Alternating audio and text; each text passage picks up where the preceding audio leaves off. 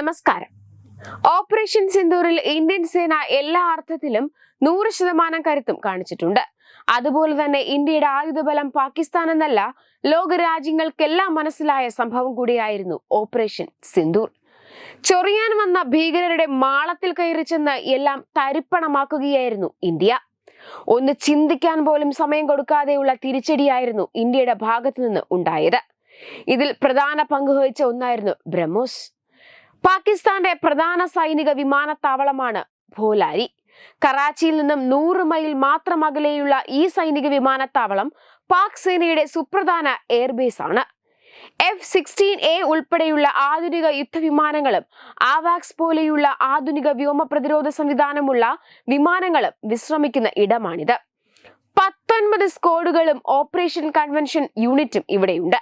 അതീവ സുരക്ഷയും ആവാക്സിന്റെ പ്രതിരോധവുമുള്ള ഇവിടെയാണ് ഇന്ത്യ ഓപ്പറേഷൻ സിന്ദൂർ രണ്ടാം ആക്രമണത്തിൽ മെയ് 10 കയറടിച്ചത്. ഇന്ത്യയിൽ നിന്നും ഇത്രയും മാരകമായ പ്രത്യാക്രമണം പാകിസ്ഥാൻ പ്രതീക്ഷിച്ചിരിക്കില്ല. ഇന്ത്യയുടെ ബ്രഹ്മോസ് മിസൈൽ വിമാനങ്ങൾ സൂക്ഷിക്കുന്ന എയർബേസിലെ ഹങ്കാറിലൂടെ തുളച്ചു കയറിയതാണ് റിപ്പോർട്ടുകൾ പറയുന്നത്. അവിടെ വലിയൊരു തുള വീഴ്ത്തിയാണ് ബ്രഹ്മോസ് ഉള്ളിലേക്ക് പതിച്ചത്.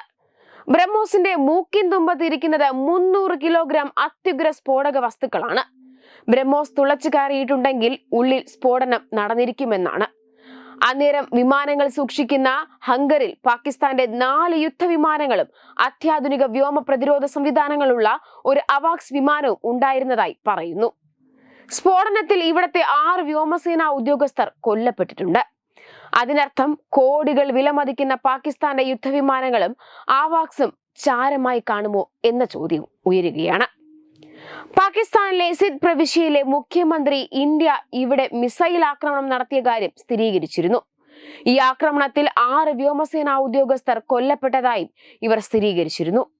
ബ്രഹ്മോസ് മിസൈൽ വിമാനങ്ങൾ സൂക്ഷിക്കുന്ന പൂരനായ ഹംഗറിന്റെ മൂലയിലുണ്ടാക്കിയ വലിയ തുള ഉപഗ്രഹ ചിത്രങ്ങളിൽ വ്യക്തമാണ്. അപ്പോൾ അതിലുണ്ടായിരുന്ന 4 യുദ്ധവിമാനങ്ങളും ആവാക്സും നശിച്ചിട്ടുണ്ടാകും. ഇതും ചില യുദ്ധവിശകലന വിദഗ്ധർ പറയുന്നു.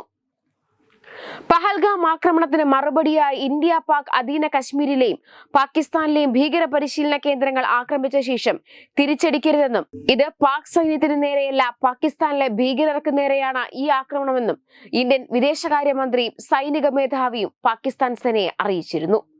എന്നാൽ ഇത് മുഖവിലക്കെടുക്കാതെ പാകിസ്ഥാന് തിരിച്ചടിച്ചു. അതിന് ബദലായാണ് മെയ് 10 ഓപ്പറേഷൻ സിന്ദൂർ രണ്ടാം ഭാഗം അരങ്ങേറിയത്.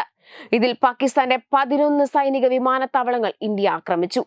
ഇങ്ങനെ ആക്രമിക്കാൻ കാരണം പാകിസ്ഥാൻ ഇന്ത്യയുടെ സൈനിക വിമാനത്താവളങ്ങൾ ലക്ഷ്യം വെച്ച് മിസൈൽ, ഡ്രോൺ ആക്രമണങ്ങൾ നടത്തിയതിനാലാണ്. വെബ് ഡെസ്ക് തത്തുമൈ ന്യൂസ്.